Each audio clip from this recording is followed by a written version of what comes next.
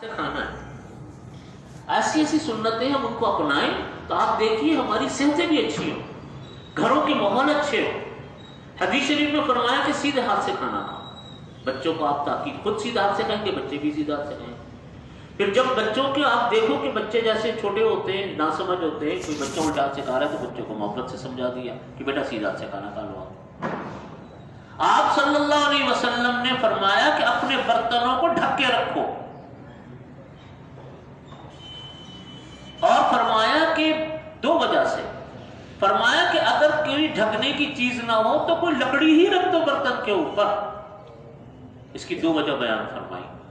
ایک وجہ اس کی یہ بیان فرمائی کہ کوئی جانور, کوئی زہریلی چیز برتن کے اندر جب کھلا برتن ہوتا ہے چلی جاتی ہے, جس کی وجہ سے آدمی جب اس برتن کو بعد میں استعمال کرتا ہے تو اس سے اس کی صحت خراب ہونے کا ڈر ہوتا ہے.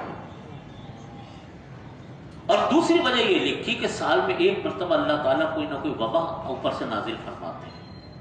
جو کھلے برتن ہوتے ہیں اس کے اندر بھی اس وبا کے اثرات جاتے ہیں, بلا کے اثرات جاتے ہیں, جس کی وجہ سے انسان بیمار ہوتا ہے. یہ حدیث آتی ہے مسلم شریف کی روایت میں آتا ہے اور دیگر حدیث کی روایت میں آتا ہے. فرمایا برتنوں کو ڈھک کے رکھو.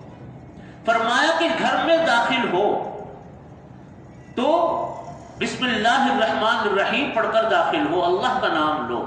حدیث شریف میں فرمایا کہ جس چیز پر بسم اللہ کا نام لیا جاتا ہے اس پہ شیطان جنات کے اثرات نہیں آتے. حدیث شریف میں فرمایا کہ اگر کوئی انسان گھر میں داخل ہوتے وقت بسم اللہ پڑھے اور کھانا کھاتے وقت بسم اللہ پڑھے تو جنات اور شیاطین یہ کہتے ہیں کہ اس گھر میں اب ہمارے رہنے کی کوئی جگہ نہیں, نہ رہنے کی جگہ ہے اور نہ کھانے کی جگہ. کھانا کھاتے وقت بسم اللہ پڑھ لیا, شیاطین نہیں آ سکتے. گھر میں داخل ہوتے وقت بسم اللہ پڑھ لیا تو گھر میں نہیں آ سکتے. میرے سے ایک بہت بڑے عامل ہیں, انہوں نے یہ بات میرے سے عرض کی, میں آپ کے فائدے کے لیے بات عرض کرتا ہوں. ایک بہت بڑے عامل ہیں, انہوں نے میرے سے کہا کہ اگر ہم اور آپ ہر آدمی دو چیزوں کا اہتمام کر لے تو بہت سارے شیطانی جنات کے اثرات سے انسان کی بچت ہو جاتی ہے, اور دونوں عمل سنت سے ثابت ہیں. فرمایا کہ گھر میں داخل ہوتے وقت بسم اللہ الرحمن الرحیم پڑھیں اور السلام علیکم کہہ کر گھر میں داخل ہوں. اور دوسرا جب بیت الخلاء میں داخل ہوں تو وہ مصنون دعا پڑھ لیں, اللہم انی اعوذ بک من الخبث والخبائث, کہ اللہ میں پناہ مانگتا ہوں خبیث جنات سے, اور خبیث جنات مذکر سے, خبیث جنات مؤنث سے.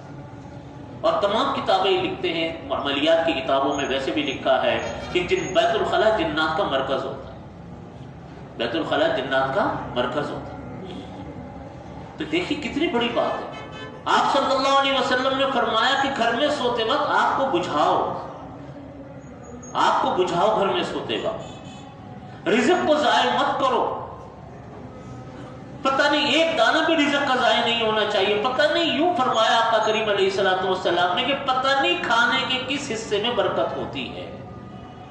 یہ سنت ہے, یہ ہماری تربیت کے لیے, ہماری اصلاح کے لیے. تو بھائیوں سنت کی کوشش کرنی چاہیے, اتباع سنت کی, سنت کی پیروی کی.